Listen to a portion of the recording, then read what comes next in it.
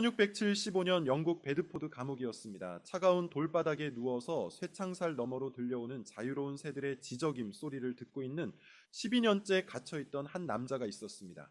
그의 죄목은 단 하나, 허가받지 않고 복음을 전한 것이었습니다.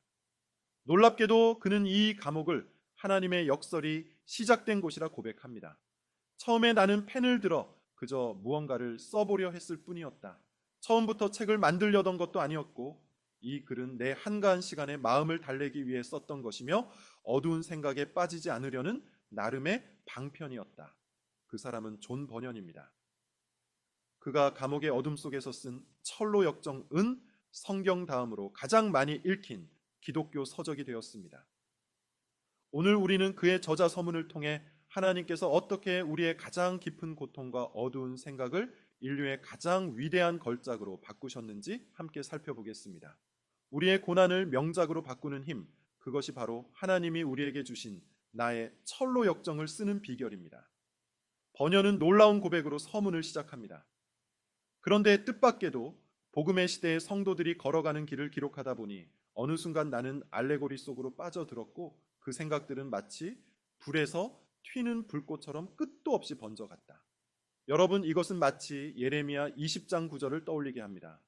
예레미야가 말씀을 전하지 않으려 해도 그 말씀이 뼛속에서 불처럼 타올랐던 것처럼 번연도 단지 시간을 보내려 했지만 복음의 불꽃이 그의 펜을 멈추지 못하게 했습니다. C.S. 루이스가 나니아 연대기를 쓸 때도 이와 비슷했습니다. 그는 이야기는 내가 계획한 것이 아니었다. 단지 털코트를 입은 염소 다리를 가진 농의 이미지가 떠올랐고 그것이 전체 이야기가 되었다고 고백했습니다. 하나님께서는 때로 우리가 의도하지 않은 순간에 가장 위대한 일을 시작하십니다.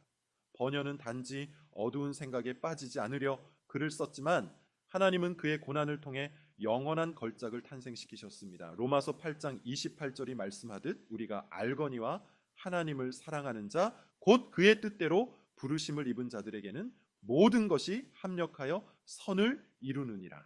감옥이라는 최악의 환경이 최고의 작품을 낳는 산실이 된 것입니다. 이제 번연은 자신의 알레고리적 글쓰기를 강력하게 변호합니다. 하나님의 말씀도 때로는 비유와 그림자 속에 진리를 담아냈다. 수많은 사람들, 특히 예수님 자신조차 종종 은유를 통해 하늘의 비밀을 전하셨다. 맞습니다. 마태복음 13장 34절을 보십시오. 예수께서 이 모든 것을 무리에게 비유로 말씀하시고 비유가 아니면 아무것도 말씀하지 아니하셨으니 예수님은 씨 뿌리는 자, 선한 사마리아인 탕자의 비유와 같은 단순한 이야기 속에 천국의 비밀을 담아 2000년이 지난 지금도 우리 마음을 울리십니다. 번연은 이런 탁월한 비유를 제시합니다. 어두운 구름이 비를 주는 법이다. 밝은 구름은 그저 보기만 좋을 수 있다. 어떤 고기는 간지럽혀야 잡힌다. 얼마나 지혜로운 말입니까? 마르틴 루터가 음악과 이야기는 복음을 전하는 두 날개라고 말했듯 번연은 딱딱한 교리가 아닌 사람의 마음에 스며드는 이야기 방식을 택했습니다. 복음의 진리는 변함없지만 전달 방법은 청중을 간지럽히는 창의성이 필요합니다. 당시에도 번연의 글을 비판하는 사람들이 있었습니다. 당신의 글은 어둡고 허구며 깊이가 없어 보인다고 말이죠. 번연은 이에 담대히 응답합니다. 하나님은 수소와 수양, 재물과 천사, 푸른 배실과 십자가를 통해 진리를 말씀하신다. 내 글의 어둠은 진리를 담고 있는 상자일 뿐이다. 여러분, 성경을 한번 생각해 보십시오. 나단 선지자가 다윗을 책망할 때 직접 죄를 지적하지 않고 한 부자와 가난한 자의 비유를 들려주었습니다. 그 이야기를 통해 다윗은 스스로 깨닫고 내가 여호와께 죄를 범하였노라고 고백했습니다. 만약 요한계시록이 단순한 신학 논문이었다면 2000년 동안 우리에게 위로와 소망을 줄 수 있었을까요? 고린도전서 1장 27절은 말씀합니다. 하나님께서 세상에 미련한 것들을 택하사 지혜 있는 자들을 부끄럽게 하려 하시고 때로는 단순한 이야기가 복잡한 신학 논문보다 더 깊은 진리를 전합니다.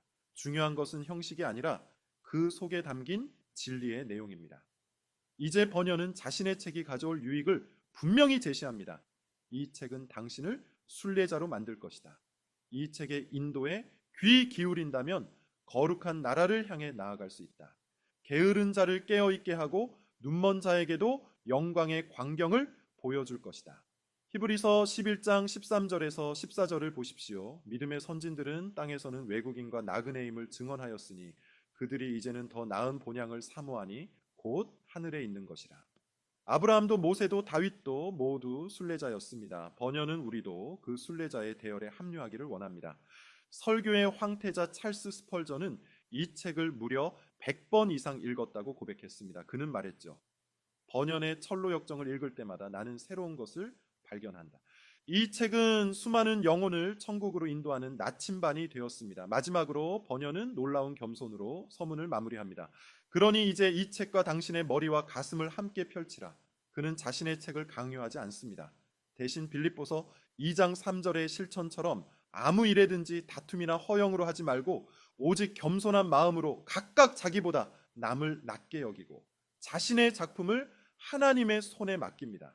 진정한 하나님의 사람은 사역의 결과까지도 하나님께 맡깁니다. 여러분, 번연은 감옥이라는 최악의 환경에서 최고의 작품을 탄생시켰습니다. 디트리히 본회퍼는 나치 감옥에서 옥중 서신물을 썼고 코리텐붐은 강제 수용소 경험을 주는 나의 피난처로 남겼습니다.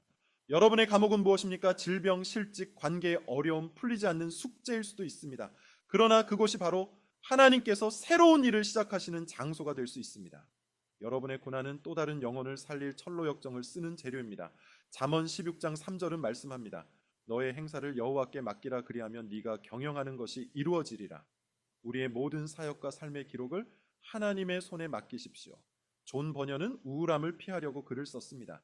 그런데 그 글이 350년 동안 수억 명의 영혼을 천국으로 인도하는 나침반이 되었습니다. 오늘 여러분에게 묻습니다. 모든 그리스도인은 자신만의 철로 역정을 걷고 있습니다. 당신의 이야기를 누군가와 나누고 있습니까? 번연의 마지막 권면을 기억하십시오. 재미와 의미를 함께 품은 이야기, 수수께끼 같지만 분명한 진리, 웃음과 눈물이 교차하는 드라마, 그 속에서 당신 자신을 발견하고 진리를 만날 수 있기를 바란다. 오늘 여러분도 펜을 드십시오. 일기로든 간증으로든 편지로든 시로든 이야기로든 말입니다.